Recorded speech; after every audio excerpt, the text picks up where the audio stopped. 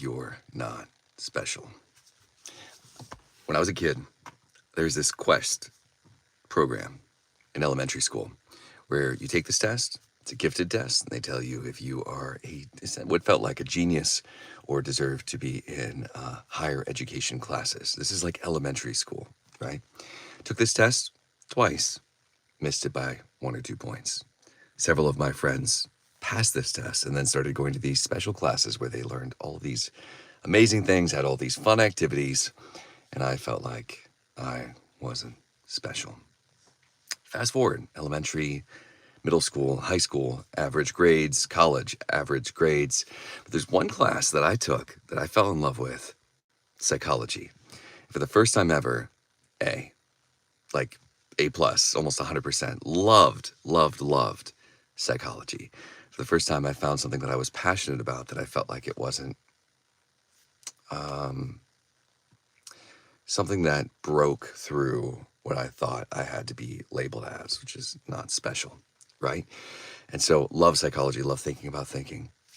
Fast forward to after college, and I had got to the place where I could train with somebody called the Iceman. And him and I wrote a book together. We published it together. You may know him as Wim Hof Method, all of these different things.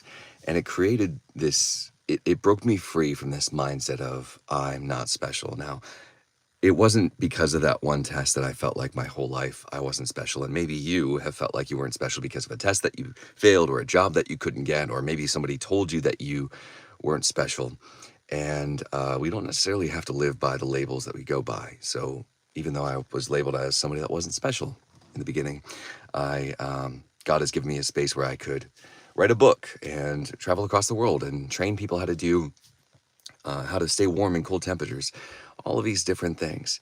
You may not feel special, but there is something special that's inside of you, a gifting that you have that you just need to figure out how to unlock it. For me, it was a specific class that I learned about something that I realized that I thought about all the time, even my spare time. And just remember the tests that we're taking in elementary and high school and college and even at work in the professional life, they're just tests. They're testing for something specific that they're looking for. But what the world is looking for is something that's unique, something that's different. So you may not be special to some people, but to the right people, people that are just like you, people that need encouragement, people that need to be exposed to something that is different. You have that. And remember, you are not special in that you will have the similar experiences as other people around the world. You will face the same challenges that other people around the world experience. You will face hard times. I've faced hard times.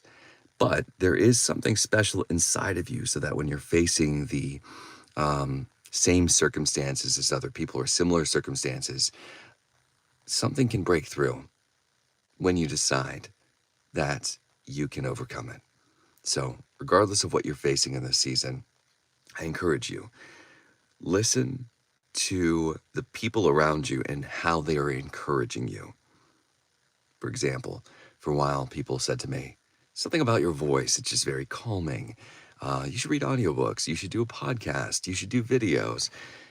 Fast forward to the last few years, I've had the opportunity to step in and do some voiceover work. I was able to read an audiobook, and people have told me that my voice is very calming. So listen to what people are encouraging you. If there's a theme of like, hey, you're really good at this, dig into that, because maybe there's something there. Maybe in the eyes of the world, you're not special when it comes to math or English or specific things, but there is something unique, a superpower that you have that if you were to just spend a little bit more time in it, you could change the world around you.